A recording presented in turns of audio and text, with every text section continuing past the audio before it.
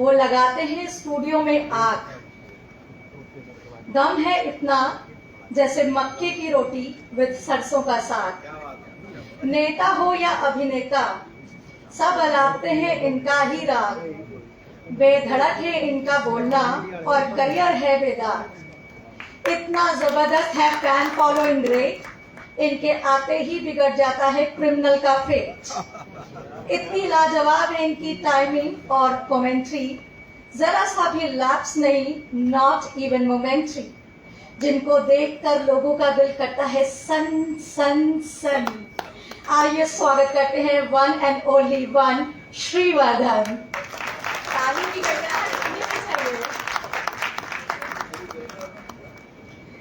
दिल को थाम लो, उंगलियों और तालियों की गड़गड़ाहट को रोको नहीं, निगाहें हटे नहीं। सर को अभी अभी मिला है best late prime time show winner award 2024 सनसनी शो के लिए, और गॉड से देखिए यही है स्पेशल अपीयरेंस।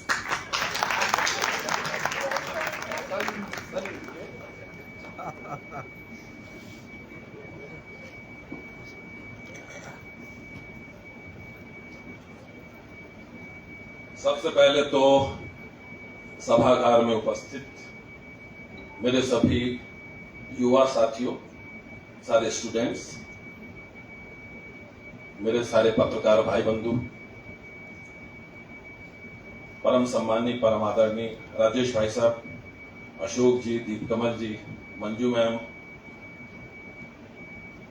आदरणीय वाइस चांसलर सर जो अभी अभी जरूरी काम से गए।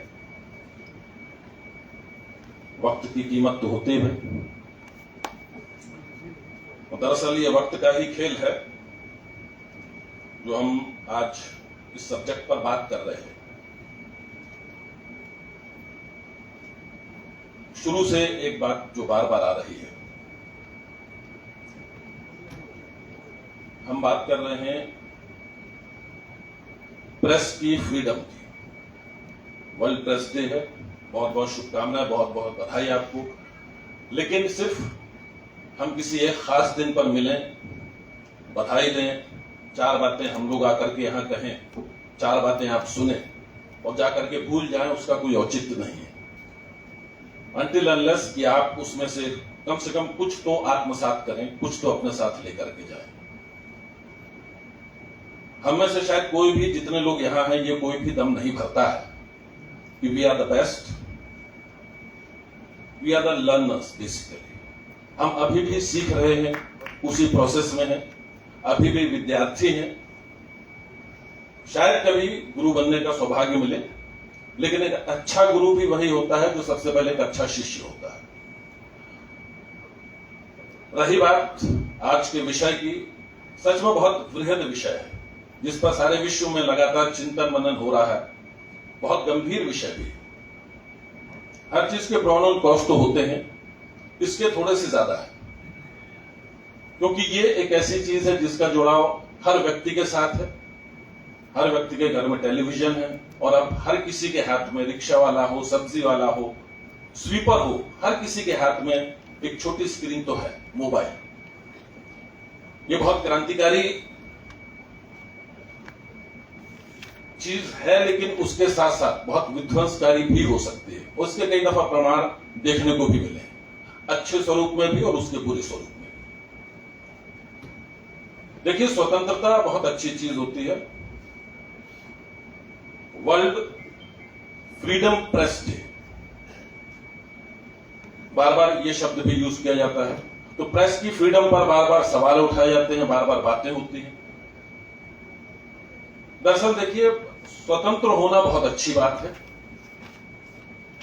हम एक स्वतंत्र देश में, हम सबका जन्म हुआ, आप सबका हुआ। कुछ लोग होंगे जिन्होंने शायद उस दौर को देखा होगा, तो वो कितनी बड़ी विभीषिका थी, कितना संघर्ष था, कितने लोगों ने अपने प्राणों की आहुति दी, कितना बलिदान हुआ, कितना संघर्ष हुआ, कितनी चुनौतियां हुई।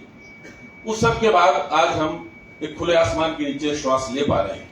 लेकिन क्या हमने सच में स्वतंत्रता के अर्थ को पहचाना है? देखिए, दो चीजें होती है, एक होती है स्वतंत्रता और एक होती है स्वच्छंदता। जब व्यक्ति स्वतंत्र होता है, या कोई भी स्वतंत्र होता है, स्वतंत्रता के साथ एक शब्द उसके पीछे पीछे जुड़ा होता है, वो है अनुशासन, डिसिप्लिन। लेकिन स्वच्छंदता की जहां बात होती है, ये सारी चीजें दरकिनार हो जाती है। तो आज की तारीख में अगर आप कमोबेश देखें तो ये पाएंगे कि लोग स्वतंत्र कम है, स्वतंत्रता के नाम पर स्वच्छंद ज्यादा हो गया। और उसी का एक बिगड़ा हुआ स्वरूप है सोशल मीडिया, उसी स्वच्छंदता का, जहां कोई रेगुलेटरी अथॉरिटी नहीं है, कोई डिसिप्लिन नहीं है, कोई सुपरविजन नहीं है। लगातार इन सारी चीजों पर बहस होती चली जा रही है। देखिए, यहां ये एक ऐसा मीडियम है जिसमें लोगों को एंगेज किया जाता है, बार बार खींचा जाता है, प्रलोभन दिया जाता है। आप एंगेज हो, आप हमसे जुड़ें, आप हमको बार बार देखें, लाइक करें, शेयर करें, कमेंट करें, जिसका नतीजा होता है कुछ लोगों को पैसे वैसे, आमदनियां जो भी होती होगी, या पॉपुलैरिटी मिलती है, दोनों में से कुछ भी होता है। लेकिन क्या एक्यूरेट रिपोर्टिंग के लिए लोगों को एंगेज किया जाता है? बहुत कम। अगर उसका प्रतिशत आप निकालें तो 10%, 15% होता है। अच्छा, वो एक चीज होती है ना, कुकुर मुत्ते जो होते हैं वो गाते हैं, उसकी तरह आजकल देखिए तो जगह जगह पोर्टल बन गए हैं, लोगों ने साइट्स खोल ली हैं, यूट्यूब पर चैनल बन गए हैं, जिसकी कोई ऑथेंटिसिटी नहीं है, कोई क्रेडिबिलिटी नहीं है, कोई एथिक्स नहीं है, कोई प्रोफेशनल क्वालिफिकेशन नहीं है। लेकिन उस सब के बाद भी लोग आ गए हैं, जुड़ गए हैं। जैसा दीप कमल जी ने कहा, सोनिया गांधी वाली बात, जो थंबनेल कैसा होता है, मुझे बहुत पुरानी घटना याद आ गई, कई वर्ष पुरानी बात है। मैं दिल्ली में कहीं कनॉट प्लेस की तरफ जा रहा था, उस समय संजय दत्त पर केस चल रहा था। मैं ऑटो में था, तभी मैंने अचानक अखबार वाले को रोका। एक मिड डे अखबार चलता था, उसमें बड़ी बड़ी हेडलाइंस मुझे दिखी, संजय दत्त को जेल। ये देख करके मैंने ऑटो को रोका, चूंकि रेड लाइट थी, ज्यादा वक्त नहीं था। मैंने उसको पैसे दिए, अखबार खरीदा, चल पड़े। मैंने उसके बाद अखबार पढ़ा तो उसमें हेडलाइन थी, बड़े बड़े कैपिटल लेटर्स में, बोल्ड में था, संजय दत्त को जेल। नीचे छोटा सा लिखा था, होगी या नहीं, क्वेश्चन मार्क। लगभग यही हाल आज के सोशल मीडिया का है। बहुत उपयोगी है, वक्त के साथ आपको अपडेट करना पड़ेगा। आप जिस फील्ड में जा रहे हैं, यहां बार बार बहुत पुराने अगर मैं दिनों में लौटूं तो मैं आपको बताऊं कि जब हम सनसनी शूट किया करते थे तो दिन में तकरीबन 1 बजे, 2 बजे, कभी कभी 12 बजे शुरुआत करते थे दिन में। रात को 11 बजे शो आता है, दिन में इतने बजे शूटिंग शुरू हो जाती थी। कारण ये होता था कि हम शूटिंग करते थे नोएडा में अपने स्टूडियो में, और उस वक्त ये टेक्नोलॉजी इस तरीके से आगे नहीं बढ़ी थी। तो टेप में रिकॉर्डिंग होती थी, एक राइडर आता था, वो 2 एंकर लेकर के जाता था। कनॉट प्लेस में ऑफिस था स्टार न्यूज का, वो वहां लेकर के जाता था। वहां से वो लिंक किया जाता था मुंबई हेड ऑफिस में, और मुंबई से टेलीकास्ट हुआ करता था। यानी इतना वक्त लगता था इन सारी चीजों में। फिर पीछे से दूसरा राइडर जाता था, फिर तीसरा जाता था, ये प्रक्रिया होती थी। आज की तारीख में ये सारी चीजें एक छोटे से बॉक्स में सिमट कर रह गई, जिसे हम लाइव व्यू या टीवी व्यू कहते हैं। इसके बीच में एक कड़ी और आई थी, जब कहीं बाहर से शूट करना होता था तो आप चिप लेकर के जाते थे, साइबर कैफे में जाते थे, वहां बैठते थे, सर्वर डाउन है, नहीं है, कमजोर सर्वर है, क्योंकि बैंडविड्थ उतना अच्छा नहीं हुआ करता था उस वक्त, 5G आईजी कुछ होता नहीं था। तो घंटों की प्रतीक्षा के बाद चीजें पहुंच पाती थी। आज की तारीख में इतना मुश्किल नहीं होता। जैसा अशोक जी ने कहा, ये चैलेंज शायद आज हम लोग ले लेते हैं कि 7 बजे, 8 बजे या 9 बजे भी, कई दफा तो 10 बजे भी अचानक परिवर्तन हो जाते हैं चीजों में, या उसी में कोई बड़ा अपडेट आ जाता है तो हम कर लेते हैं, क्योंकि हमें मालूम है हमारे पास लाइव व्यू है। तो अगर मैं आज की तारीख में 10 बजे का शो, 11 बजे शो मेरा टेलीकास्ट होता है, और मैं 10:50 या 52 मिनट पर भी एंकर कर देता हूं तो टेलीकास्ट हो जाता है। कई बार अगर और विषम परिस्थिति होती है तो हम उसको लाइव कर देते हैं उसी के थ्रू, सीधा सीधा। तो मैं कहीं भी होता हूं, वहां से मैं कर रहा होता हूं, यहां से लोग उठा रहे होते हैं, एडिटर काट करके उसको लगा रहा होता है। कहने का मतलब यह है कि वक्त बदला, चीजें बदली, परिवर्तन होता है, होना चाहिए, लेकिन परिवर्तन अच्छे के लिए हो तो बहुत अच्छी बात। एक फ्रेज है, बहुत अच्छा है, change is the only constant. परिवर्तन ही है जो स्थायी है, लेकिन उस परिवर्तन को हम किस तरीके से अंगीकार करते हैं, हम उसमें से क्या ले पाते हैं, क्या देख पाते हैं। सिक्के के 2 पहलू होते हैं ना। तो हम जो सामने दिख रहा है, हम अगर वहीं तक महदूद हो जाएंगे तो हम कभी एक अच्छे पत्रकार नहीं बन पाएंगे। जो हमको स्क्रीन पर दिख रहा है, इस स्क्रीन पर दिख रहा है, अगर हम सिर्फ यहीं तक महदूद रह जाएंगे, जो अशोक जी ने भी बात की, फैक्ट चेक की बात की, तमाम और भी उन्होंने पहलू बताए, अगर हम यहीं रुक गए तो शायद हम एक बहुत बेहतरीन पत्रकार ना हो पाए। तो क्या होना चाहिए? हम एक चीज देखते हैं, लेकिन there is difference between looking and seeing. तो जब आप अपने भीतर मेहनत करके वो सलाहियत पैदा कर लेते हैं, लुकिंग बियॉन्ड द ऑब्जेक्ट, जब आप ऑब्जेक्ट के पीछे देखने की बात करते हैं, जो लवली मैडम ने भी कहा था आपसे उस वक्त कि आप चीजों को किस तरीके से लेते हैं, क्या आप उसके पीछे देख पाते हैं? जो उन्होंने सबटेक्स्ट की बात की थी, यही एक तरह का सबटेक्स्ट है। तो आप चीजों के पार देख पाने की अगर आपकी क्षमता है, वो भेदक क्षमता आपके भीतर है, तो आप बहुत बेहतर पत्रकार बन सकते हैं। जिम्मेदारियां हैं, बहुत जिम्मेदारी का काम है। सिर्फ खाली पीली आ गए चले गए, कुछ लिख दिया कुछ कह दिया, ये नहीं हो सकता है।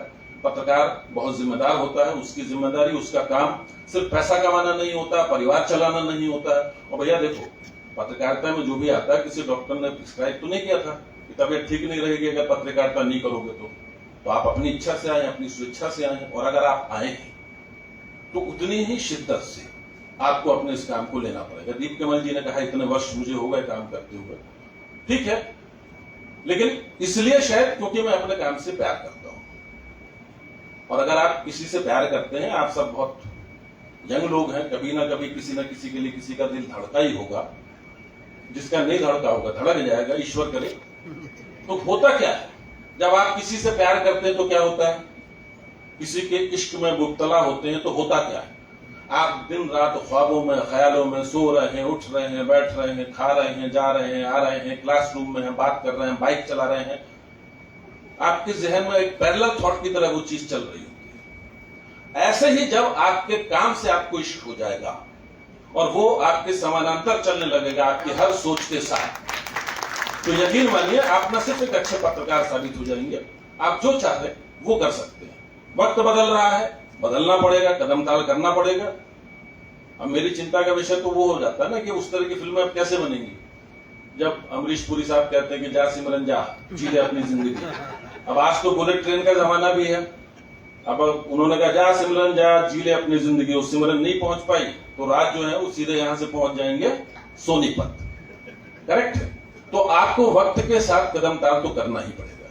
लेकिन देखिए, बहुत सारे लोग हैं जो अलग अलग तरीके से इस प्रोफेशन में, प्रोफेशन तो कहना देखिए गलत है, क्योंकि पत्रकारिता को मैं ये मानता हूं बेसिकली ये प्रोफेशन नहीं है, ये एक जीवन शैली है, ये आपकी जीवनचर्या है। अगर आप इसको एक लाइफस्टाइल मान करके चलेंगे और कोई भी चीज अगर आप सतत करते रहेंगे, ठीक है, लगातार करते रहेंगे, चरैवेती लगातार करते रहिए, तो होता क्या है, फिर आपको उसी जगह से वो स्थान सिद्ध हो जाता है, वो जगह सिद्ध हो जाती है, आपका वो काम सिद्ध हो जाता है, आपको वाक सिद्धि मिल जाती है, आपको कर्म सिद्धि मिल जाती है। उसका परिणाम ये होता है कि जो आप चाहते हैं अपने से, अपने जीवन से, वो आपको वहीं हासिल होना शुरू हो जाता है। मैंने भी बहुत सारे सपने देखे होंगे ना कुछ करने के, ठीक है। जब मैंने ये शुरू किया तो मैंने अपना पूरी एनर्जी, पूरी ऊर्जा, पूरी चेष्टा, पूरी श्रद्धा, पूरी आस्था इसमें लगा दी। 20 साल छोटा वक्त नहीं होता है, मैं भी जानता हूं। मेरे जीवन में बहुत सारे ऑड इवन्स, उतार चढ़ाव आए होंगे, सम विषम परिस्थितियों से मुझे भी जूझना पड़ा होगा। ऐसे भी स्थितियां आई कि मेरी मदर वेंटिलेशन पर हैं जबलपुर में, लगातार महीने भर तक शो एक भी दिन ड्रॉप नहीं हुआ। मैंने लगातार जबलपुर से शो किया, दिन भर हॉस्पिटल, रात भर हॉस्पिटल, शाम को जाकर के शूट करना और वो शूट रात को ऑन एयर होना वो। लेकिन फिर भी मैं ये मानता हूं कि रोज रोज बहुत अच्छा काम नहीं हो सकता है, रोज रोज चमत्कार नहीं हो सकते, मिराकल्स नहीं हो सकते। लेकिन फिर भी वो क्या है जो आपको लोगों से हट करके दिखाता है। देखिए, भीड़ से अलग हटकर दिखना एक बात है, और भीड़ में रहकर भीड़ से अलग दिखना ये बहुत बड़ी बात है। ये सलाहियत आप में तभी पैदा हो पाएगी जब आप अपने उसी रोजमर्रा, कई बार मुझसे सवाल करते हैं लोग, साहब 20 साल हो गए, 7 दिन आप काम करते हो, छुट्टियां नहीं लेते हो, आप फिर कैसे कर लेते हो? आप बोर नहीं होते? मोनोटोन्स नहीं होता है? नहीं होता है। क्यों? जो मैंने आपसे पहले कहा, क्योंकि मैं अपने काम से इश्क करता हूं, बेहद इश्क करता हूं, शायद अपने से ज्यादा, क्योंकि इसी ने मुझे एक पहचान दी है। तो जब मैं वो करता हूं, तो यानी जब आप अपने काम को रोजाना उतनी ही शिद्दत से, उतनी ही ईमानदारी से, उतनी ही निष्ठा से करेंगे, उतनी ही रिलीजियसली करेंगे, तो वो काम भी आपको कभी मोनोटोनस नहीं लगेगा। रोज आपको उसमें कुछ ना कुछ नया तो आपको देखने मिलेगा। बहरहाल, थोड़ा सा विषयांतर है, लेकिन मैं इसी तरीके की बात, क्योंकि देखिए मैं जो दिल में आता है वो मैं बोलता हूं, और मेरे आने का फायदा भी यही है ना, वरना देखिए यहाँ सब्जेक्ट के माहिर बहुत सारे लोग हैं, ठीक है। और वैसे भी अगर आप देखें ना इसमें तो हर जगह लिखा है मुख्य वक्ता, विषय विशेषज्ञ,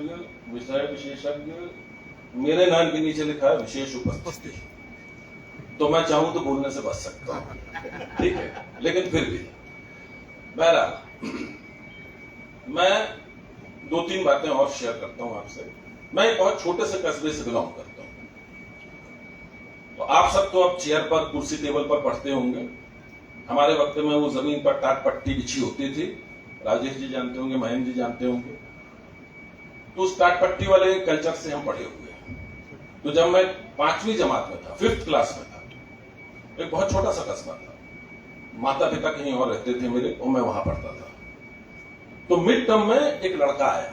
अच्छा, अंग्रेजी में फीस बिल्कुल माफ थी, क्योंकि ऐसा कोई बैकग्राउंड था ही नहीं। तो मिड टर्म में एक लड़का आया, वो किसी फॉरेस्ट ऑफिसर का बेटा था। तो वो शायद अंग्रेजी मीडियम से आया था, वो अंग्रेजी बोलता था। तो गिटपिट जब करता था अंग्रेजी में, मुझे बहुत अच्छा लगता था। तो मैंने उससे एक दिन निवेदन किया, मैंने कहा यार एक काम करोगे, तुम ये जो अंग्रेजी बोलते हो मुझे थोड़ा बहुत सिखा दोगे? तो उसने कहा सिखा दूंगा, मेरी एक कंडीशन है। तो मैंने कहा क्या? तो उसने कहा ये जो तुम टिफिन लाती हो ना, ये मुझे बड़ा अच्छा लगता है, तो ये तुम मुझसे शेयर करोगे? मैंने कहा हाँ भाई बिल्कुल, जरूर शेयर करेंगे। तो फिर ये कि याराना हमारा पढ़ा, और हमने उसको रोज अपना टिफिन खिलाते, वो हमको रोज कुछ अंग्रेजी के अल्फाज सिखाता, कुछ व्याकरण सिखाता, जैसे चलता रहा। 4-5 महीने के बाद मुझे लगा ना कि मैं अंग्रेज ना हो गया। तो मैंने अपने पिताजी को एक चिट्ठी लिखी अंग्रेजी में, तब चिट्ठियों का जमाना था, खालिस अंग्रेजी में बड़ी सी चिट्ठी लिखी और चिट्ठी लिख करके पोस्ट कर दी। अब चिट्ठी जाने में 10-12 दिन लगे होंगे, आने का उतना वक्त, और जैसे ही 20-25 दिन हुए तो जैसे ही पोस्ट मैन दिखते थे, वो अंकल थे, तो मैं उनको पीछे पड़ जाता था, अंकल को चिट्ठी आई। वो भी दुखी हो गए मेरे से, तो मुझे देखते ही बोलते थे दूर से, बेटा नहीं आई। तो कुछ दिन बाद मैं मायूस हो गया कि शायद नहीं आएगी, लेकिन एक दिन अचानक चिट्ठी आ गई। जब चिट्ठी आई तो मैं बहुत उत्साहित था, बड़े धड़कते दिल से मैंने चिट्ठी को खोला। मुझे लगा शायद कुछ बड़ी शाबाशी होगी, और देखते ही मायूस हो गया कि उसमें ना मोर देन 90% जो थे सर्कल मार, लाल इंक से गोल गोल गोल गोल गोल गोल गोल गोल। तो बड़ा निराश हुआ मैं। लेकिन उसमें नीचे मेरे पिताजी, वो प्रिंसिपल थे स्कूल में, उन्होंने कुछ लाइनें, कुछ पंक्तियां लिख करके भेजी। उन्होंने लिखा कि बेटा ये जो तुम प्रयास कर रहे हो, प्रयास कभी नहीं छोड़ना चाहिए, लड़ाई कभी नहीं छोड़नी चाहिए, अपनी कोशिश कभी नहीं छोड़नी चाहिए, प्रयत्न से कभी विमुख नहीं होना चाहिए। इस प्रयत्न को तुम चालू रखो, यकीनन एक दिन तुम वो कर पाओगे जो तुम करना चाहते हो। उन्होंने नीचे 4 पंक्तियां लिख करके भेजी, आपसे साझा करता हूं, शायद आपके भी काम आ जाए। उन 4 पंक्तियों ने मेरी जिंदगी की दिशा और दशा दोनों को बदलने में बहुत महत्वपूर्ण योगदान दिया। वो आपसे शेयर करता हूं आपकी नजर। उन्होंने लिखा, ऊंचाई छूने जिनके हाथ नहीं उठ सकते, ऊंचाई छूने जिनके हाथ नहीं उठ सकते, वो बौने भला कैसे ऊंचे उठ सकते हैं। जिनके जीवन की चादर मैली रही सदा, वो दाग दूसरों के कैसे धो सकते हैं। तो न सिर्फ एक पत्रकार के रूप में, बल्कि एक व्यक्ति के रूप में हम सबको अपने जीवन का परिष्कार करते रहना चाहिए। चिंतन, रास्ते अलग हो सकते हैं, देखिए नेट पॉइंट तो वही है, डेस्टिनेशन वही है। तो हम सबको ये प्रयत्न अवश्य करना चाहिए। और अच्छा पत्रकार बनने के लिए कभी भैया मन में लालच मत रखना किसी तरीके का, क्योंकि लालची पत्रकार क्या होते हैं वो आप सबने देखा, मैंने भी देखा। फिर अच्छी पत्रकारिता तो कम से कम नहीं कर पाओगे, ठीक है। राहत इंदौरी साहब ने बहुत खूबसूरत शेर कहा, एक जो पीर फकीर संत महात्मा होते हैं ना, वो एक छोटी सी कुटिया में रहते हैं, एक छोटी सी मटकी होती है, बस वही उनका जीवन यापन होता है। बड़े सिद्ध पुरुष होते हैं, ज्ञानी होते हैं, लेकिन रहते ऐसे ही हैं, बड़े साधारण। उनके सामने आप कुछ भी रख दो तो वो नहीं लेते हैं। तो उस पर उन्होंने बहुत अच्छी बात की, जो पत्रकार को मैं समझता हूं मूलतः हृदय से, आत्मा से ऐसा ही होना चाहिए। तो उन्होंने कहा, मेरे हुजरे में नहीं, हुजरा मतलब वही कुटिया, इनकी कुटिया को बोलते हैं, मेरे हुजरे में नहीं कहीं और रख दो, मेरे हुजरे में नहीं कहीं और रख दो, आसमान लाओ जमीन पर रख दो। जब आपकी ये नियत रहेगी कि बड़े से बड़ा प्रलोभन, बड़े से बड़ा लालच आपको टिका नहीं पाएगा, तो आप अपने कर्म पथ पर पूरे अडिग भाव से, पूरी निष्ठा के साथ आगे बढ़ते चले जाएंगे। और मैं आगे क्या कहूं, ये जो मीडियम है इसका आप अगर ठीक ढंग से इस्तेमाल करते हैं तो यकीनन बहुत उपयोगी चीज है, लेकिन ये आपके हाथ में है। पत्रकारिता का भविष्य आप लोगों के हाथ में, जितने भी लोग यहाँ पत्रकारिता के बैठे हुए हैं। और जैसा मैंने आपसे कहा, अशोक जी ने भी जो कहा कि देखिए हम सब अब जो है ना इस ई बुक पढ़ने की आदत हो गई लोगों की। आप टेक्स्ट को मत छोड़िए, टेक्स्ट बुक कभी ना छोड़े, वो आपके जीवन की सबसे अच्छी संगिनी, सबसे अच्छी साथी है, सबसे अच्छी सहेली है। मैं छोटा सा एग्जांपल देता हूं, मेरा नेफ्यू है, माखनलाल चतुर्वेदी यूनिवर्सिटी से उसने जर्नलिज्म किया, आदत हुई मोबाइल वाली, उसके बाद उनको लगा कि हमको सब आ गया, एडिटिंग बहुत अच्छी करते हैं, कुछ चीजों में स्किल बहुत अच्छा है उनका, उनको लगा सब आ गया और अब मैं तो बस दिल्ली में सब कुछ करने भाग रहा हूं। उनको लगा मामा तो है, सब कर ही लेंगे, हो गया। तो मैंने पहले तो उनको टाइट किया, उनको समझाया, वापस उनको भोपाल भेजा, एक चैनल ज्वाइन कराया। मैंने कहा कम से कम आपको यह समझ में आना चाहिए कि पढ़ाई क्या होती है, लिखना क्या होता है, इनपुट क्या होता है, आउटपुट क्या होता है, बेसिक टर्मिनोलॉजी क्या होती है पत्रकारिता की, आप चीजों की आप देखने की, पढ़ने की, गढ़ने की, रचने की समझ क्या है, ये तो पैदा हो। और इस सबसे ऊपर जब आप एक समुदाय में रहते हैं, 10 तरह के लोगों के बीच में रहते हैं, जिनके अलग अलग विचार होते हैं, अलग अलग मत मतांतर होते हैं, उन सबके बीच में रहकर के आप रचनात्मक कार्य को कैसे अंजाम दे पाते हैं, ये बहुत बड़ा मुद्दा है। तो मैंने उनको वहां डाल दिया। और अब 8 महीने के बाद जब मैं उनसे पूछता हूं कि मैं सोच रहा हूं तुमको दिल्ली बुला लूं, तो उनका जवाब होता है कि नहीं सॉरी मामा, जो आपने कहा था वो मुझे अब समझ में आ रहा है। तब मैं उनसे कहता था अखबार पढ़ो, रोज उसको मैं अखबार पढ़ाया करता था। तो आपसे भी निवेदन कर रहा हूं भाई, आप भी लगभग उसी की उम्र के हैं, तो आप लोग भी खूब पढ़ें, खूब लिखें, खूब अच्छा काम करें, खूब मेहनत करें। और देखिए देश, आपने जन्म लिया है इस धरती पर, इस समाज में, आप किसी भी संस्थान में जाएं, कहीं भी जाएं, कहीं भी रहें दुनिया में, आपका एक आंशिक योगदान तो अवश्य होना ही चाहिए। अगर वो नहीं हुआ, आपके जाने से उस जगह को छोड़ने के बाद अगर उस जगह पर एक शून्य क्रिएट नहीं हुआ, तो आपका वहां पर रहना व्यर्थ है, जाया है। तो ऐसा काम जरूर करें कि जब आप वहां से जाएं तो आपकी वो रिक्तता जो है, आपकी उपस्थिति की जो रिक्तता है, उसको लंबे समय तक लोग याद करें।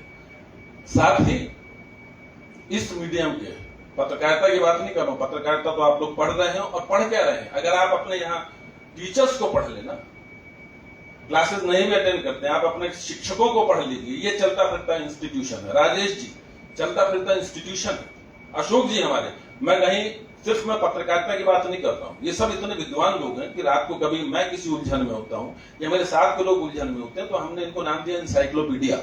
किसी भी विषय पर चर्चा कर लीजिए आप। तो ये सब चलता फिरता स्कूल है, इंस्टीट्यूशन है। दूर क्यों जाते हैं, वो कहां गए, दीपक जी आइए। इनसे तो आप लोग बखूबी परिचित है ना, लेकिन इनकी कुछ चीजों से आप परिचित नहीं होंगे, मैं परिचय कराता हूं। दीपक जी जब छोटे थे तब इनकी मां इनको छोड़ करके चली गई, फिर पिताजी भी चले गए। एक तरीके से इन्होंने जहां भी जैसे भी जीवन यापन किया, बहुत संघर्ष, बहुत चुनौतियां इन्होंने झेली, स्टॉल भी लगाए, तमाम तरह की संघर्ष और चुनौतियों के साथ साथ अपनी कमाई भी करते रहे, पढ़ते भी रहे, फिर ग्रेजुएशन किया, पोस्ट ग्रेजुएशन किया और आप पीएचडी कर रहे हैं और आपके साथ हैं आपके शिक्षक बनकर। अगर आप इनको पढ़ लेंगे, अगर आपने इनको पढ़ लिया तो आपने जिंदगी को पढ़ लिया, आपने पत्रकारिता को पढ़ लिया, बहुत ज्यादा पढ़ने की जरूरत नहीं है। ये आप दिख गए तो मुझे याद आ गया यार। कहने का मतलब यह है कि हमारे आसपास, समाज में हमारे आसपास इतनी सारी चीजें हो रही, लगातार घटित हो रही, बहुत रैपिडली चेंजेस हो रहा है। अगर आप वो सब, बहुत ऑब्जर्वेंट होना पड़ेगा, बहुत पारखी होना पड़ेगा। और पारखी इसलिए होना पड़ेगा कि आप सही खबर को पकड़ पाएं, खबर की तह तक जा पाएं। इसमें आपको वो नहीं मिलेगा, ठीक है। इसमें कुछ चीजें फास्ट फॉरवर्ड मोड पर आपको मिल जाएंगी, जल्दी मिल जाएंगी। दीपकमल जी ने जैसा कहा कि आप बाद में उसको एडिट कर सकते हैं, ये सारी सुविधाएं आपको मिलेंगी। ये सब तो आप एडिट कर लोगे, ठीक है, लेकिन आप खुद की एडिटिंग कब करोगे? जब तक आप खुद की एडिटिंग नहीं करोगे। हम सबको देखिए, आपके व्यक्तित्व से ही आपकी पहचान है, व्यक्तित्व से व्यक्ति की पहचान होती है, व्यक्ति से व्यक्तित्व की पहचान नहीं होती है। तो अपने व्यक्तित्व को इतना विराट कर लीजिए, यानी पर्सन टू पर्सनालिटी, ये आपकी जर्नी होना चाहिए। फिर बाद में पर्सनालिटी टू पर्सन भी होनी ही चाहिए, वो भी बेहद जरूरी है। और इसके लिए आपको सतत हर तरह के अभ्यास की जरूरत है। जहां तक इसकी बात है और डिजिटल युग की बात है, उसका बाकी की पत्रकारिता पर क्या प्रभाव हो रहा है, प्रभाव तो क्या कहूंगा, मैं कहूंगा दुष्प्रभाव है। ये टॉम, डिक और हैरी की तरह हमारे जर्नलिज्म में घुस करके आ गए हैं और ये सिर्फ एक ब्लैक स्पॉट है और कुछ भी नहीं। यकीन मानिए, इसका सिर्फ उतना इस्तेमाल कीजिए जितना जरूरी है, उससे ज्यादा जरूरी नहीं है। बहुत सारे दुष्परिणाम तो आपने सिर्फ मोबाइल के देख लिए होंगे ना। पति पत्नी के बीच में हो जाता, कहाँ हो, पहले तो नहीं होता था, भैया ऑफिस से चलना है, 1 घंटे बाद पहुंचेंगे, मालूम है, ये ट्रस्ट था, भरोसा था। अब क्या हो गया, इसके आने से कहाँ हो, अभी यहाँ, क्यों, पीछे से लड़की की आवाज आ रही। अब भैया लड़की कहीं बाजू वाली है, कोई और लड़की है, हम क्या कर लेंगे उसके लिए, ठीक है। ये हॉर्न की आवाज आ रही है, आप तो कह रहे हो यहाँ पर हो। कहने का मतलब ये बहुत घातक चीज है भाई, बड़ी बहुत ही क्रांतिकारी आविष्कार अवश्य है, लेकिन उतना ही घातक आविष्कार है। तो मैं ज्यादा आप लोगों का समय नहीं लूंगा, मैं समझ रहा हूं अभी और भी, और मुझे तो राजेश जी को सुनना है। एक चीज बस हमेशा याद रखिए, योग्य होना एक बात है, ठीक है, उपयोगी होना उत्तम बात है, ठीक है। आप कितने योग्य हैं, इससे ज्यादा आपको समाज में तब जाना जाएगा कि आप कितने उपयोगी हैं। और सही योग्यता की सही जगह उपयोगिता हो जाए, इससे बेहतर कॉम्बिनेशन हो नहीं सकता, ठीक। अब जैसे गाना है, 14वीं का चांद हो या आफताब हो, जो भी हो तुम खुदा की कसम लाजवाब हो। गाना बड़ा शानदार है, ठीक है। अब ये गाना बड़ा शानदार है भाई साहब, लिरिक्स बहुत गजब है, गाया बहुत अच्छा है, म्यूजिक बहुत अच्छा है। अब किसी की मैयत जा रही हो, वहां पर गा दीजिए, फेंक फेंक के मार पड़ेगी। क्यों? क्योंकि योग्य चीज की गलत जगह उपयोगिता हो गई, ठीक है। अगर आप योग्य भी हैं और उपयोगी भी हैं तो ये सोने पे सुहागा है। अगर आप योग्य कम हैं लेकिन उपयोगी हैं तो भी बहुत अच्छी बात है। लेकिन अगर आप अनुपयोगी हैं तो आप अपने लिए, परिवार के लिए, समाज के लिए घातक हैं। तो फिर हमें इसी से संतोष करना पड़ेगा। दुकान के आगे टैग लगा होता है ना, ग्राहक का संतोष ही हमारी सफलता है, तो हमको उसी के साथ संतोष करना पड़ेगा। हम सब बहुत जिम्मेदार प्रोफेशन में हैं। टॉम, डिक एंड हैरी बनने की कोशिश कम से कम हम ना करें। हम कम से कम वो काम करें कि भविष्य या आने वाली जनरेशन हमको, आपको कहीं हाशिए पर न खड़ा कर दे, कहीं हमको अपराधी न बना दे। जैसा दिनकर साहब ने कहा है, क्या था सर वो लाइन दिनकर जी की?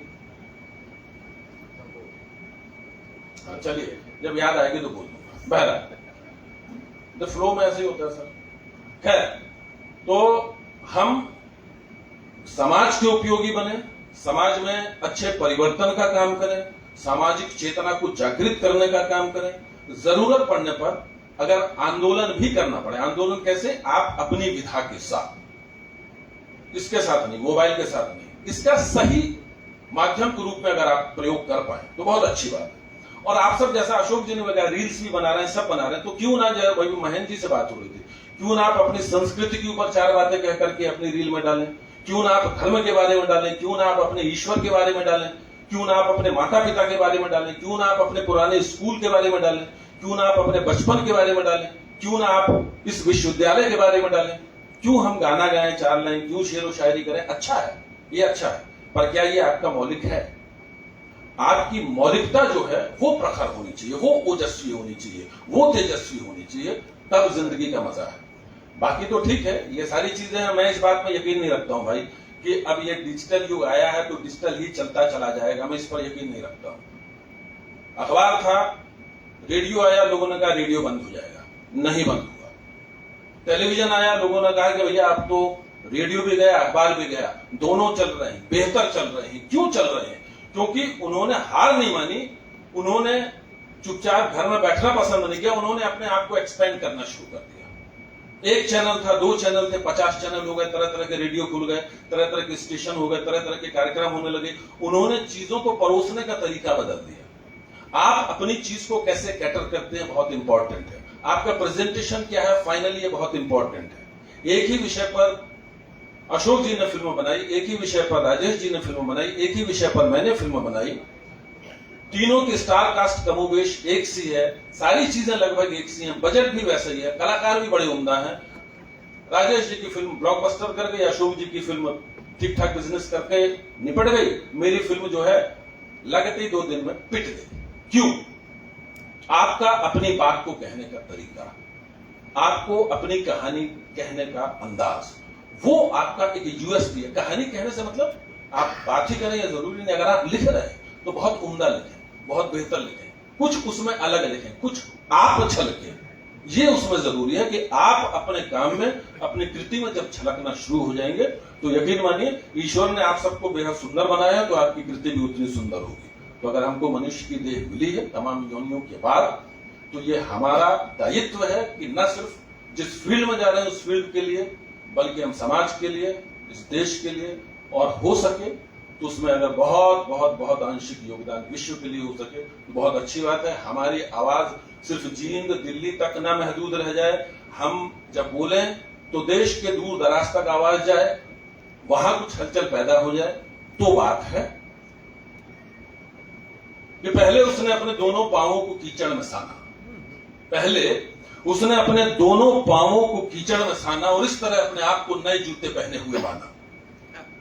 पहले उसने अपने दोनों पांवों को कीचड़ में साना और इस तरह अपने आप को नए जूते पहने हुए माना। फिर वो वहीं जमीन पर धूल में लौट गया, खड़ा हो गया, कहने लगा, आहा आहा क्या कहने हैं, देखो देखो आज मैंने नए कपड़े पहने हैं।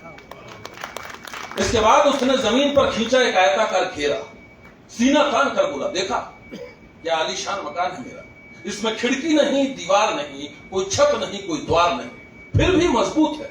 और इस बात का सबूत है कि कोई भी आंधी या तूफान मेरे इस घर को हिला नहीं सकते हैं और मेरे मेहमान जब चाहे तब किसी भी दिशा से मेरे घर में आ सकते हैं। इसके बाद वो वहीं जमीन पर धूप में सो गया, न जाने किन सपनों में खो गया। जैसे ही वो जागा, हमने सवाल डाला, भैया जब तुम सोए हुए थे तो किन सपनों में खोए हुए थे?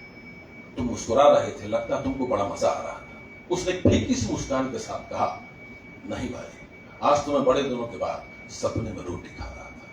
दोस्तों, वो शख्स इतना खुश था, इतना खुश कि खुशी की हद से गुजर गया और मुझे ये सब कहने को मजबूर कर गया। कहीं एक प्रसंग में जहन में आया तो मैं बात कर रहा था कि आपकी रीच जब उस आखिरी आदमी तक, उस भूखे नंगे व्यक्ति तक जाएगी, उस असहाय व्यक्ति तक जाएगी, और जब उसकी चेतना जागृत होगी, वो सहायता के लिए नहीं, उसकी अपनी स्वतः चेतना, उसके भीतर वो जब स्फुरण पैदा हो, आपकी बात से, आपके लिखने से, आपके कहने से, सरकारों में, तंत्र में क्या चल रहा है, अगर वो नहीं हिलते, कहीं उनमें हलचल पैदा नहीं होती है, आपके कहने से चीजों में सुधार नहीं होता है, या कम से कम सुधार की तरफ सोचने की प्रक्रिया शुरू नहीं होती है, तो मेरा, आपका, आप सबका इस प्रोफेशन में या इस काम को करना व्यर्थ है।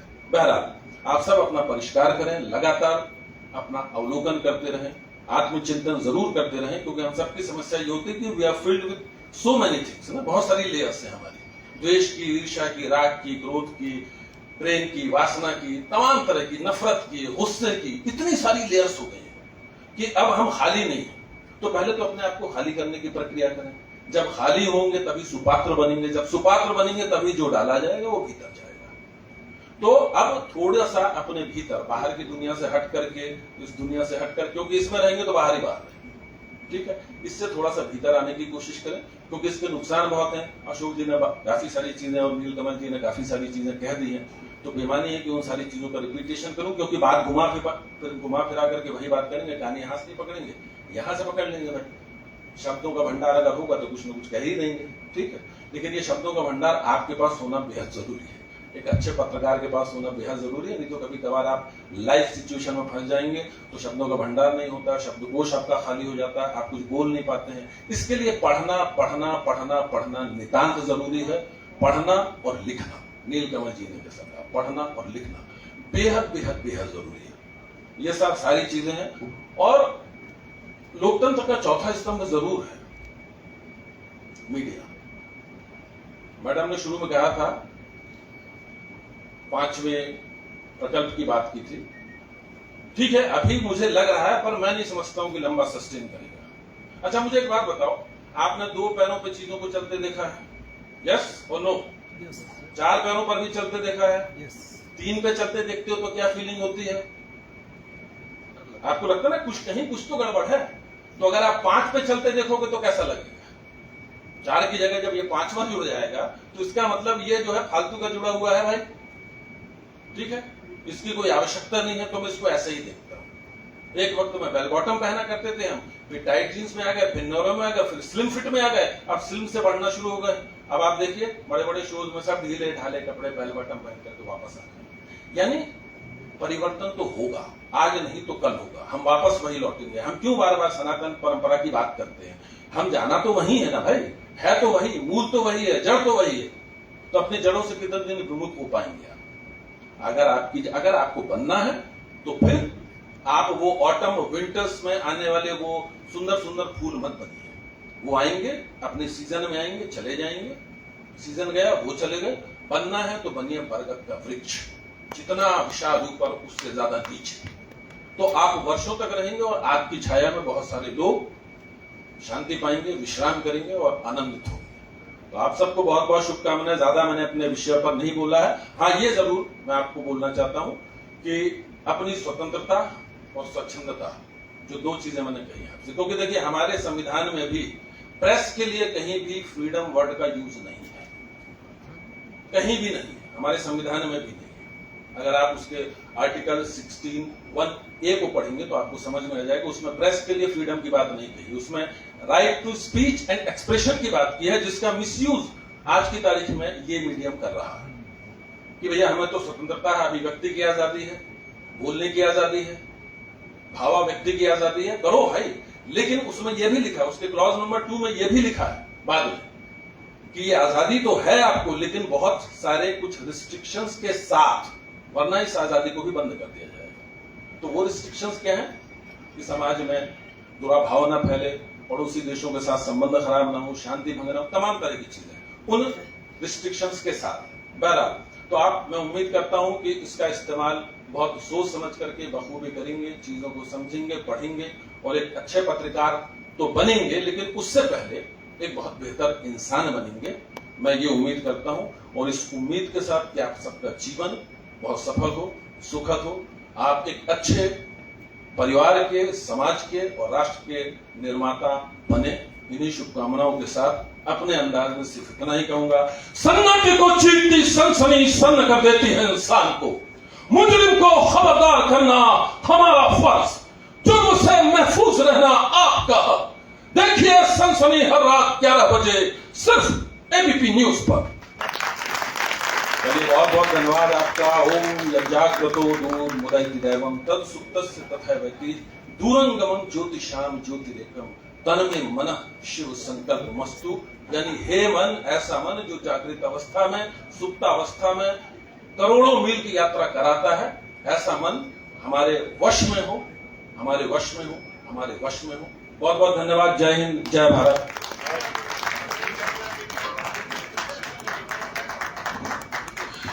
बहुत बहुत धन्यवाद सर, आपको इतना सुंदर बोलते